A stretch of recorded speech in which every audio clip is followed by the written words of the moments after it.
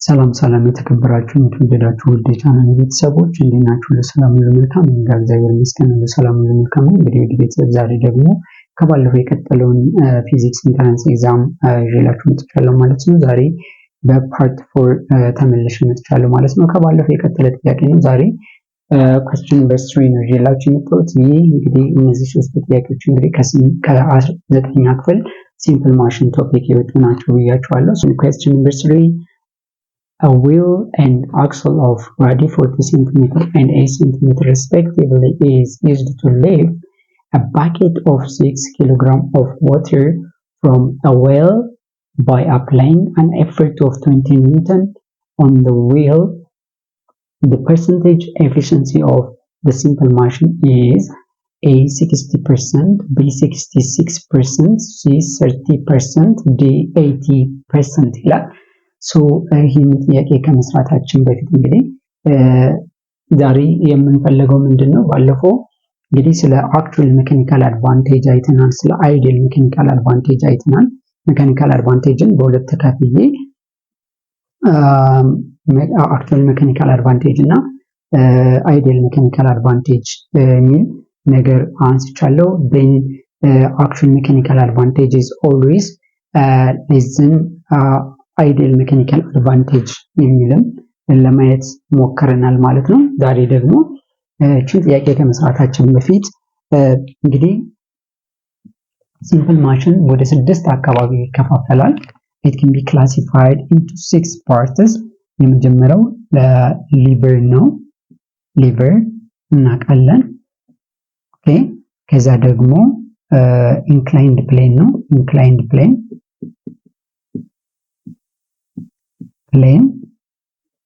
inclined plane no, and the third one is pulley system.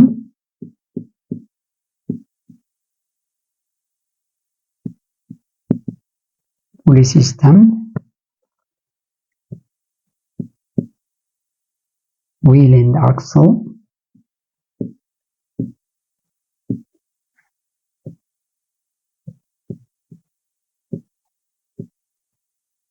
wedge, and the last one is screw. Okay, እነዚህ ናቸው ማለት ነው። ስለዚህ እያንዳንዳቸው ቬሎሲቲ ሬሾአቸውን ስንፈልግ የራሳቸው የሆነ ምን አላቸው ማለት ነው፣ ፎርሙላ አላቸው ማለት ነው። ስለዚህ የሊቨርን ቬሎሲቲ ሬሾውን ለመፈለግ ምንድነው የምናደርገው? ኖርማሊ velocity ratio of lever is the ratio of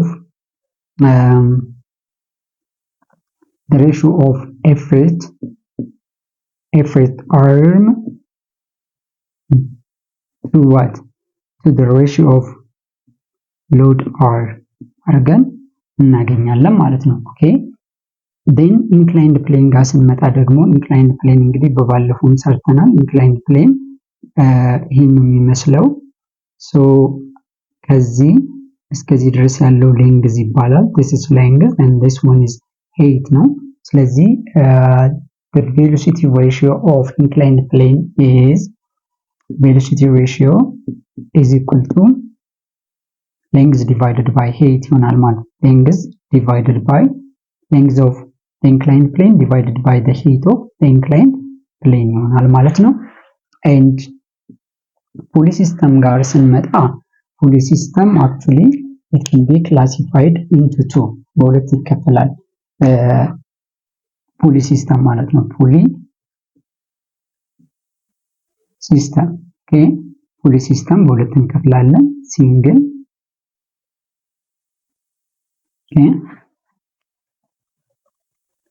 በሁለት እንከፍላለን። የመጀመሪያው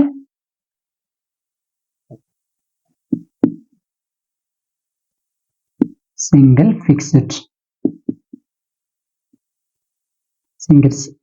fixed pulley እና ሁለተኛው ደግሞ ምንድነው የሚሆነው? movable single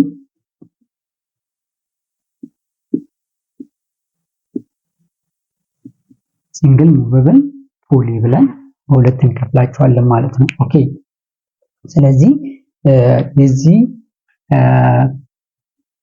ይሄኛው ቬሎሲቲ ሬሽዮ የመጀመሪያው this single fixed pulley የምንለው ቬሎሲቲ ሬሽዮ ምንድነው የሚሆነው? velocity ratio is equal to number of supported rope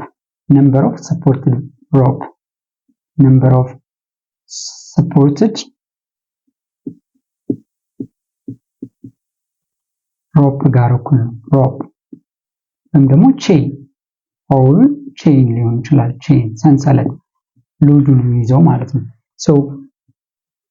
ስለዚህ ምን ማለት ነው? velocity ratio is equal to number ከሆነ n ጋር እኩል ነው ማለት ነው። ስለዚህ ስንት ነው? always it is equal to 1 ነው ማለት ነው። and የዚህ የሲንግል ፊክስድ ፑሊ ጥቅሙ ምንድነው? it is used to change ዳይሬክሽንን ቼንጅ ለማድረግ ብቻ ነው የሚያገለግለው ማለት ነው።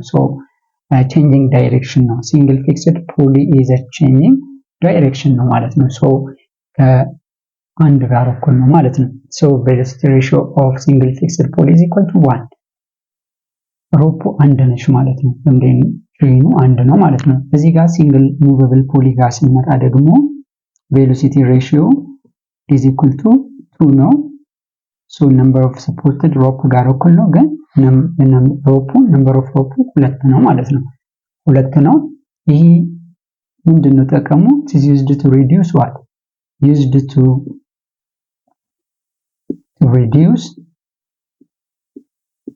reduce what? effort እንዲቀንስ ያደርጋል፣ ወይም ደግሞ ኢንፑት ፎርሳችን እንዲቀንስ ይረዳናል ማለት ነው። ስለዚህ ፑሊ ጋር ስንመጣ ፑሊ ሲስተም ጋር ስንመጣ ሁለት አይነት ፑሊዎች አሉ። ሲንግል ፊክስድ ፑሊ እና ሲንግል ሙቨብል ፑሊ ብለን። ሲንግል ሙቨብል ፑሊ ሁለት ሮፕ አለው። ሲንግል ፊክስድ ፑሊ ደግሞ contains only one rope ወይም ደግሞ one chain ያለው ማለት ነው። ኦኬ ይሄን ካለም በኋላ ደግሞ እዚህ ጋር ዲፔንድስ ማለት ነው። ሁለት አይነት አለ። ለሁለቱም የተለያየ ቫልዩ አለው ማለት ነው። ቬሎሲቲ ሬሽዮ የተለያየ ነው ማለት ነው። ኦኬ ዊል እና አክስል ጋር ስንመጣ ደግሞ the velocity ratio of wheel and axle is equal to radius of wheel divided by radius of axle ይሆናል ማለት ነው። ኦኬ radius of wheel divided by radius of axle ይሆናል ማለት ነው። ዌጅ ጋር ስንመጣ ደግሞ velocity ratio is equal to length divided by thickness of the wedge. length of the wedge divided by thickness of the wedge. t መጠቀም ይችላል or thickness of the wedge. okay thickness of the wedge ይሆናል። ስክሩ ጋር ስንመጣ ደግሞ ስክሩ ማለት እንግዲህ ታውቁታላችሁ፣ ያው ስክሩ እቺን የምትመስለው ከዚህ እስከዚህ ድረስ ያለው እስከ ጫፉ ድረስ ያለው ይሄ ፒች ይባላል። p represented by p and this is known as circumference ነው። ስለዚህ circumference divided by the pitch circumference ማለት ደግሞ እናውቃለን c ማለት circumference ነው። c over p ይሆናል። c ማለት ደግሞ circumference of a circle is to pi r ነው divided by pitch ይሆናል ማለት ነው። ፒቹን እቺን ሌንግዟን እንወስድና ከዚህ ድረስ ያለችው ፒች ትባላለች። ለሷ ስናካፍል velocity ratio of screw እናገኛለን ማለት ነው። እነዚህ እንግዲህ በአጭሩ these are the 6 types of simple machine የምንላቸው ናቸው። ለምንድን ነው የሚያገለግሉ? just to make our work easy, right? ስራችንን የምንሰራውን ስራ ኢዚ ለማድረግ ነው፣ ለማቅለል ነው የሚያገለግሉት ማለት ነው። ኦኬ ከዛ በተጨማሪ እንግዲህ ሁሉ ጊዜ velocity ratio ከማን ጋር እኩል ነው? velocity ratio always is equal to what? velocity ratio is equal to ideal mechanical advantage ጋር እኩል ነው። እንደገና ደግሞ mechanical advantage is equal to actual mechanical advantage ጋር እኩል ነው ማለት ነው። ስለዚህ velocity ratio ማለት ምን ማለት ነው? ideal mechanical advantage ማለት ነው። ስለዚህ in the case of ideal mechanical advantage እንግዲህ እነዚህ based on energy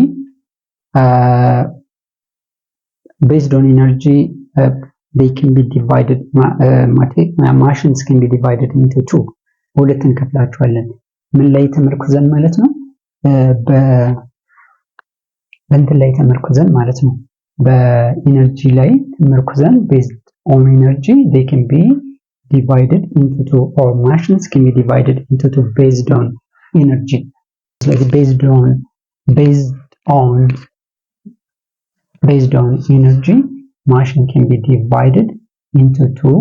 These are real machine and ideal machine ብለን በሁለት እንከፍላቸዋለን ማለት ነው። so efficiency ስንፈልግ ምንድነው efficiency can be represented or denoted by በዚች ሲምቦል represent ይደረጋል። this is known as eta ይባላል።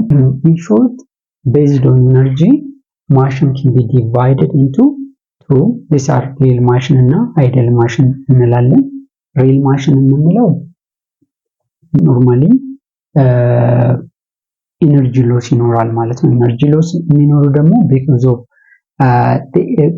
the presence of frictional force, the presence of heat, the presence of deformation, the presence of sound, the presence of air ይኖራል ማለት ነው።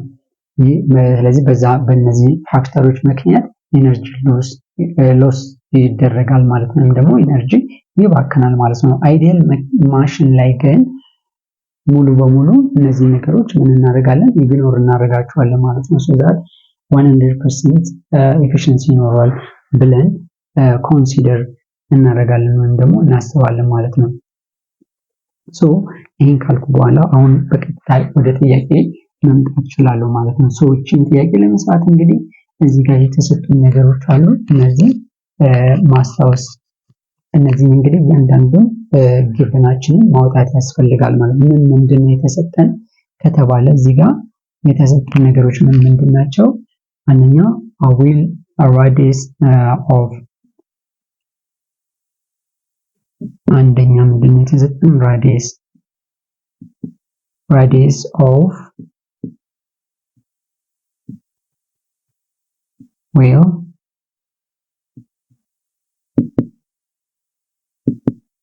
which is equal to 40 centimeter. ሁለተኛ radius of axle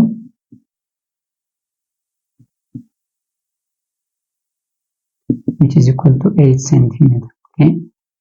Third, mass of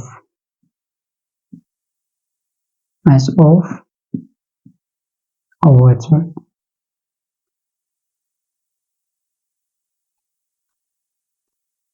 mass of water is equal to 6 kg, where effort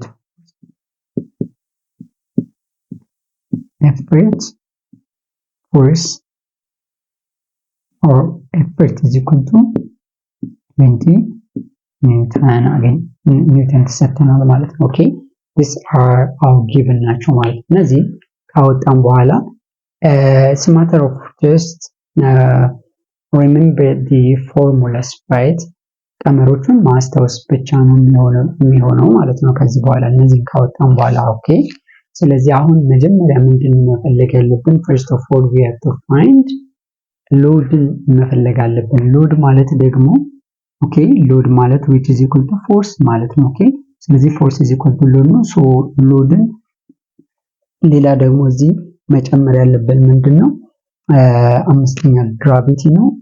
አምስተኛ gravity ነው or gravitational force is approximately 10 meter per second ስኩዌር መውሰድ እንችላለን ማለት ነው። አጠጋግተን 9.8 ነው ግን አጠጋግተን approximately we can take 10 meter per second square.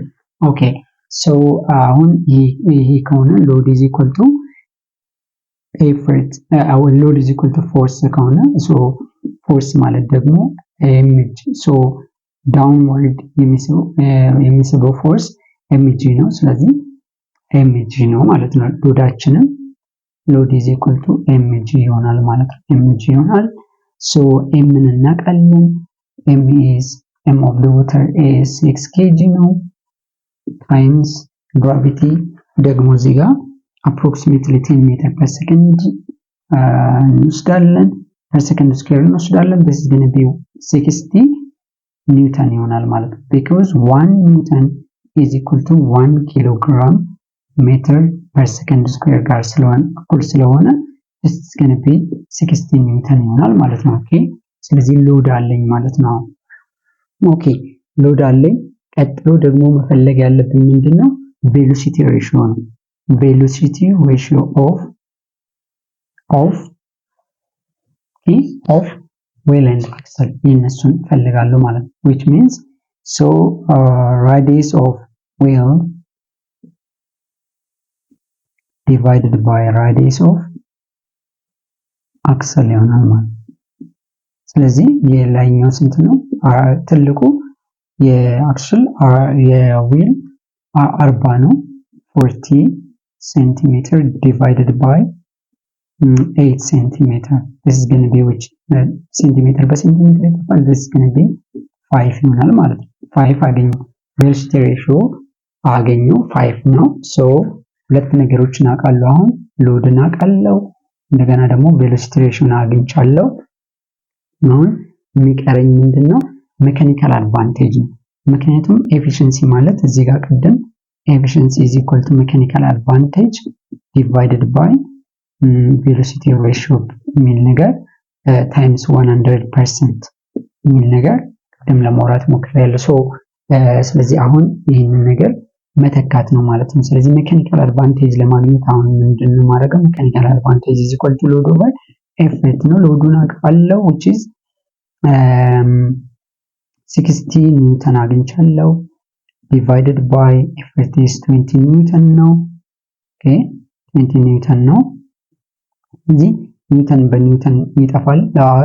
እነዚህ እንግዲህ ዩኒት የላቸውም ሜካኒካል አድቫንቴጅ ዩኒት የለውም velocity ratio ዩኒት የላቸውም ለዛ ነው እዚህ ጋር ሁለቱም ሴንቲሜትር በሴንቲሜትር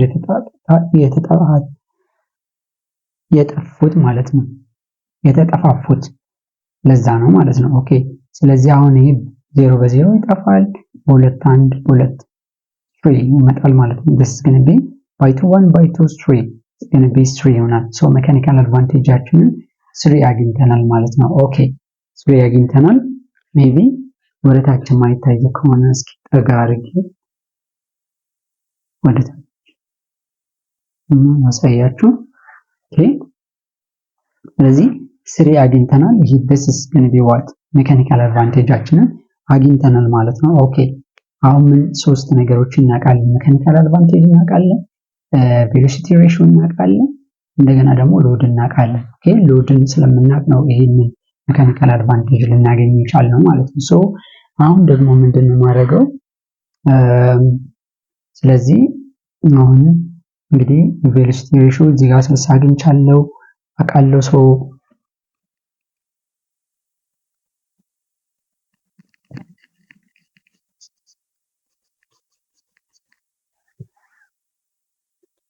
አሁን ምንድነው የምፈልገው efficiency ነው so efficiency is equal to mechanical advantage divided by velocity ratio ነው። ኦኬ ስለዚህ mechanical advantage ስንት አግኝቻለሁ 60 over 20 ሳደርግ this is going to be 3 ነው